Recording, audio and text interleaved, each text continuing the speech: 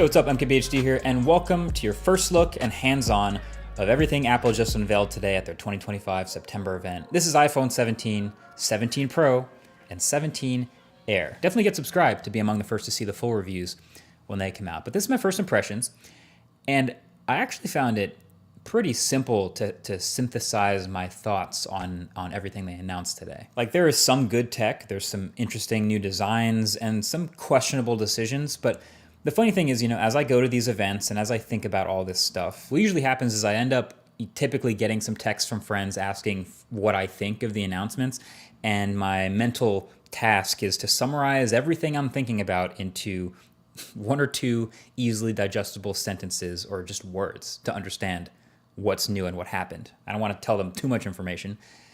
And so that's what I'm going to give you about each of the things Apple announced today. I'm going to give you my super compressed version of what I saw. So let's just start with the iPhone 17, right? The base new iPhones. My ultra simple summary for the iPhone 17 would be, hey, it got ProMotion and a better selfie camera, and the rest is mostly the same. So the design is mostly unchanged other than the new colors, same screen sizes, same dimensions, same camera bump, same buttons and camera control, which they barely talked about. But there's a new A19 chip inside, which we expected. That should see some nice performance gains and efficiency bumps, roughly 20% faster CPU, which is nice. And battery life should be a few beats longer. And the display is brighter too, getting up to 3000 nits. But this is the first time we are seeing a Pro-branded feature on a non-Pro iPhone, because every new iPhone across the range now has ProMotion. And it's the same ProMotion too. It's the adaptive 1 to 120 hertz. Doesn't seem to be handicapped at all. It's funny, we always used to have that, regular people don't care about 120 hertz argument, but now here it is on the new base iPhones. So, hey, sounds great to me. This makes the base iPhones much more usable, and so does the new base storage of 256 gigs. So those are welcome upgrades. But the other new thing was the selfie camera.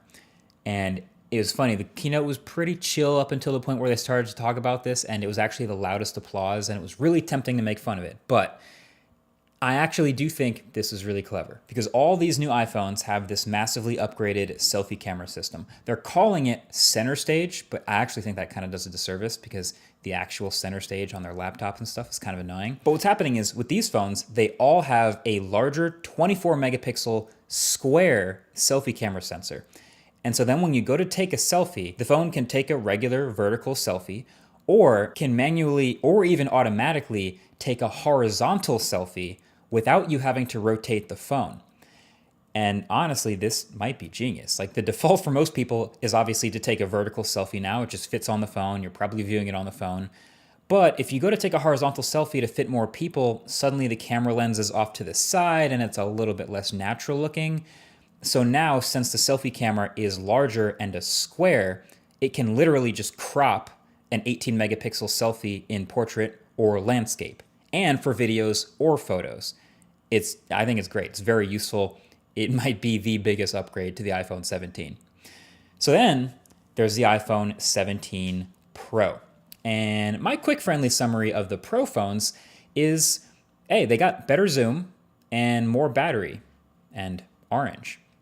So the Pro iPhones actually look a little bit different. There's actually quite a bit going on here with this new design. First of all, there's only 3 colors: cosmic orange, deep blue, and silver. Really bumming me out that there's no black Pro phone. But then I remembered dbrand exists. Never mind. But then the thing that's going to catch everyone's eye on the back is the camera bar up at the top, which is what Apple keeps calling in their keynote a plateau. It kind of looks a little bit like the Pixel's visor, or frankly what we've been seeing on a ton of other Android phones for years now, just a huge bar across the top of the back of the phone. But it's actually not just cameras in here.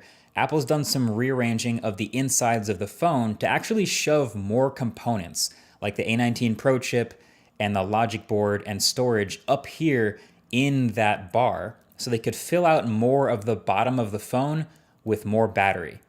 And that approach is going to make even more sense in a little bit. But my first reaction to that is, oh yeah, great. That sounds like these Pro phones might actually come with a real substantial battery upgrade from last year, which is again very welcome. Now you might also notice some other little things like the millimeter wave antenna at the top of the phone and the ring around that plateau actually also being an antenna. But then the other new design element is that they actually switched back